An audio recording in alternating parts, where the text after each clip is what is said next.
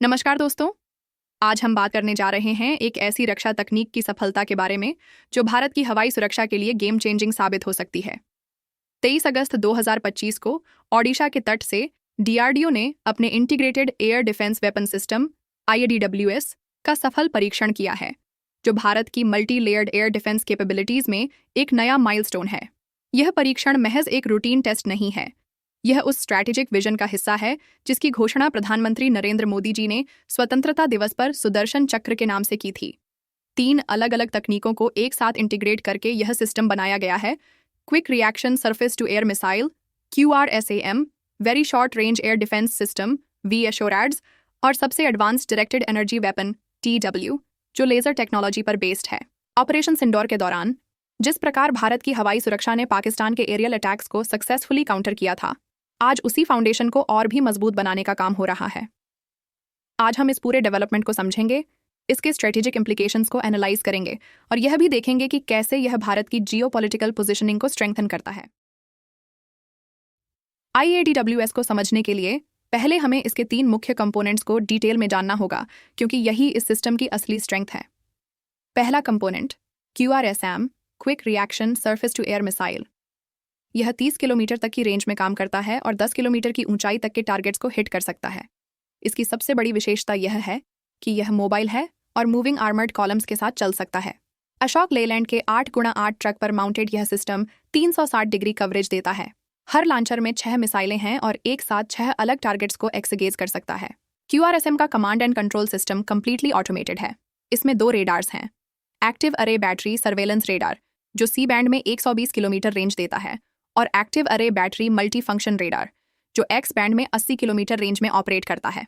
सबसे इंपॉर्टेंट बात यह है कि इसमें 90% इंडिजिनस कंपोनेंट्स हैं, जो आगे चलकर 99% तक पहुंचने वाले हैं।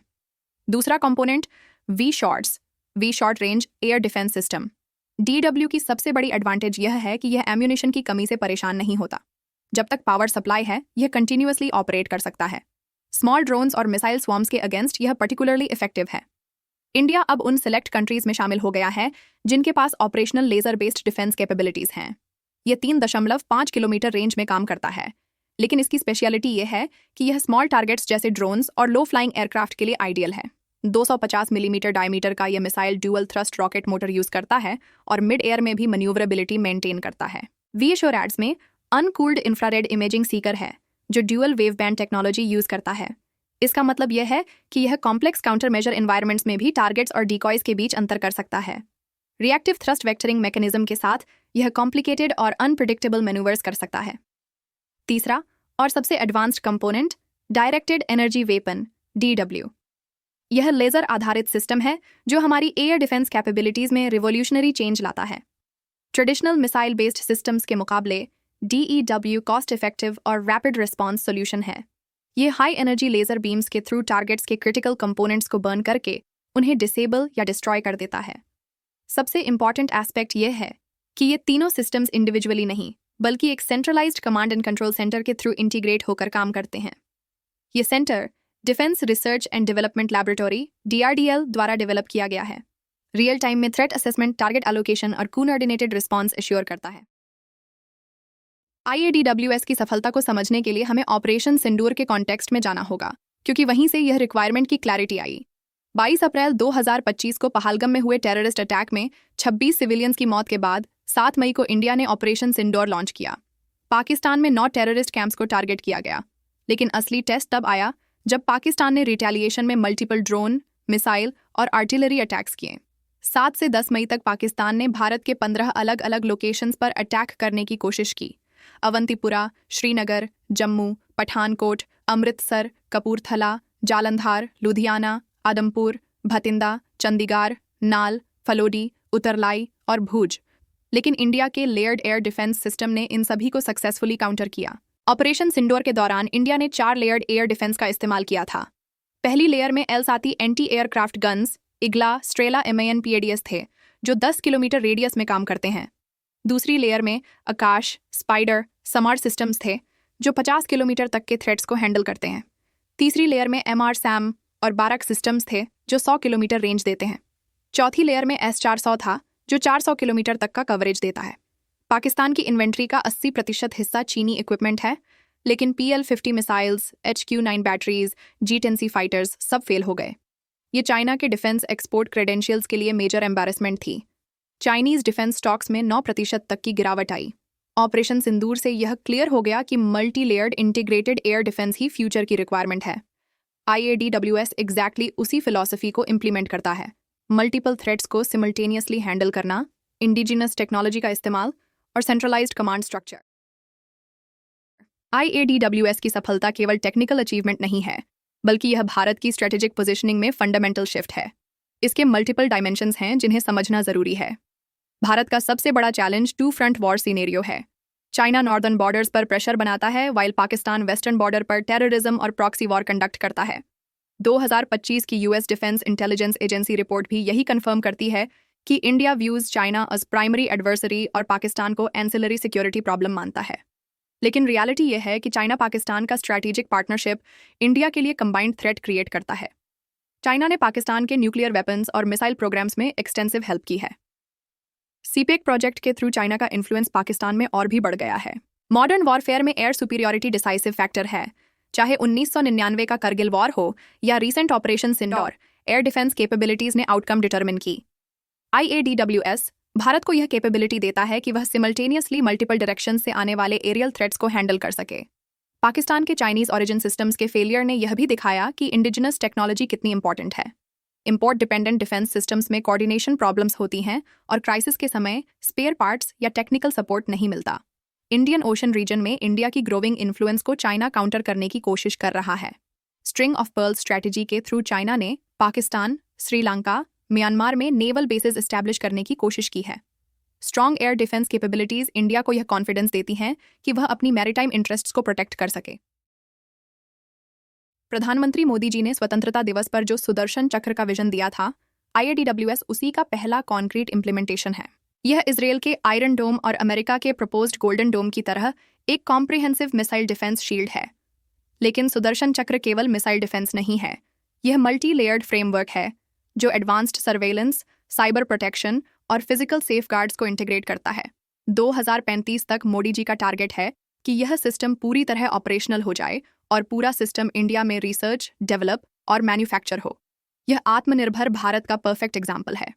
सुदर्शन चक्र में IADWS जैसे मल्टीपल सिस्टम्स इंटीग्रेट होंगे। सबसे लोएस्ट लेवल पर स्मॉल ड्रोन्स के अगेंस्ट प्रोटेक्शन होगी और सबसे ऊंचा स्तर पर बैलिस्टिक मिसाइलों के खिलाफ रक्षा होगी। इसमें electronic warfare capabilities, cyber defence measures और प्रिसिशन काउंटर स्ट्राइक कैपेबिलिटीज भी होंगी। DRDO का प्रोजेक्ट कुशा भी इसी विजन का हिस्सा है। यह long range air defence system है जो 150 किलोमीटर, 250 किलोमीटर और 400 किलोमीटर तक के टारगेट्स को हैंडल कर सकता है। यह रूस के AS-500 और अमेरिका के थार्ड के समान है। प्रोजेक्ट कुशा के 3 interceptor missiles AM-1 150 kilometre, AM-2 250 kilometre और AM-3 400 किलोमीटर डिफरेंट टाइप्स के थ्रेट्स को काउंटर करने के लिए डिजाइंड है। AM-1 फाइटर जेट्स और क्रूज मिसाइल्स के लिए है, AM-2 medium range ballistic missiles के लिए है और AM-3 long range ballistic missiles के लिए है। प्रोजेक्ट कुशा का फर्स्ट ट्रायल सितंबर 2025 में एक्सपेक्टेड है और 2028 से 2030 तक फेज्ड इंडक्शन कंप्लीट होगा। IADWS ऑलरेडी सक्सेसफुल टेस्ट हो गया है, तो यह जल्दी ऑपरेशनल हो सकता है। करंटली केवल US, रूस, इजरायल और चाइना के पास कॉम्प्रिहेंसिव एयर डिफेंस शील्ड्स हैं। इंडिया का सुदर्शन चक्र उसे इस एलीट क्लब में मेंबरशिप दिलाएगा। ये न केवल डिफेंस के लिए इंपॉर्टेंट है, बल्कि ग्लोबल स्टैंडिंग के लिए भी क्रूशल है। IADWS एक सिग्निफिकेंट अचीवमेंट है, लेकिन फ्यूचर चैलेंजेस को भी एनालाइज करना जरूरी है। हाइपरसोनिक वेपन्स एक नया चैलेंज है। चाइना और रशिया ने हाइपरसोनिक ग्लाइड व्हीकल्स डेवलप किए हैं जो मार्च 5 से अधिक स्पीड पर ट्रैवल करते हैं और अनप्रेडिक्टेबल ट्रेजेक्टरीज फॉलो करते हैं। करंट एयर डिफेंस सिस्टम्स के लिए यह डिटेक्ट करना और इंटरसेप्ट करना एक्सट्रीमली डिफिकल्ट है। ड्रोन स्वार्म भी ग्रोइंग थ्रेट हैं। हजारों या लाखों के करीब छोटे ड्रोन सिमल्टेनियसली अटैक करने से traditional air defence systems overwhelm हो सकते हैं। DEW कंपोनेंट इस चैलेंज के लिए सूटेबल है, लेकिन स्केल अप करना पड़ेगा। Modern air defence systems heavily dependent हैं इलेक्ट्रॉनिक सेंसर्स और कम्युनिकेशन नेटवर्क्स पर। Sophisticated electronic warfare techniques in systems को जैम या स्पूफ कर सकती हैं। साइबर अटैक्स भी कमांड एंड कंट्रोल सिस्टम्स को टारगेट कर सकते हैं। दोस्तों, DRDO के IADWS की सफल टेस्टिंग भारत की डिफेंस कैपेबिलिटीज में एक नया चैप्टर है। ये केवल एक वेपन सिस्टम नहीं है, बल्कि आत्मनिर्भर भारत के विजन का कॉन्क्रीट मैनिफेस्टेशन है। ऑपरेशन सिंदूर ने दिखाया था कि इंडिया की air defence capabilities world class हैं। IADWS उसी फाउंडेशन को और भी मजबूत बनाता है। 3 एडवांस टेक्नोलॉजीज का सक्सेसफुल इंटीग्रेशन यह प्रूव करता है कि इंडियन डिफेंस साइंटिस्ट और इंजीनियर्स ग्लोबल स्टैंडर्ड्स पर कम्पीट कर सकते हैं। सुदर्शन चक्र का विजन एम्बिशियस है लेकिन अचीवेबल भी है।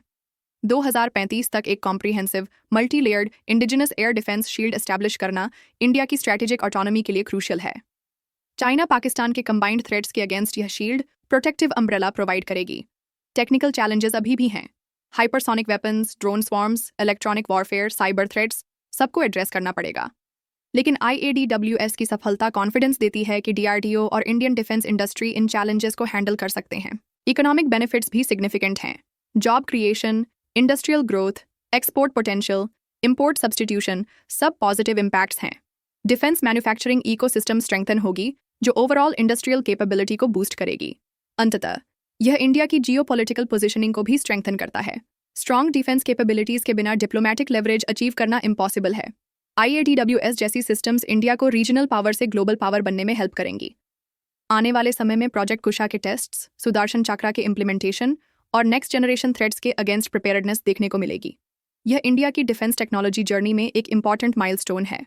आप सभी का इस एनालिसिस के बारे में क्या मत है? कमेंट सेक्शन में बताइए। हमारे चैनल को सब्सक्राइब करना न भूलें ताकि डिफेंस और स्ट्रैटेजिक अफेयर्स की ऐसी डिटेल्ड एनालिसिस मिलती रहे। धन्यवाद।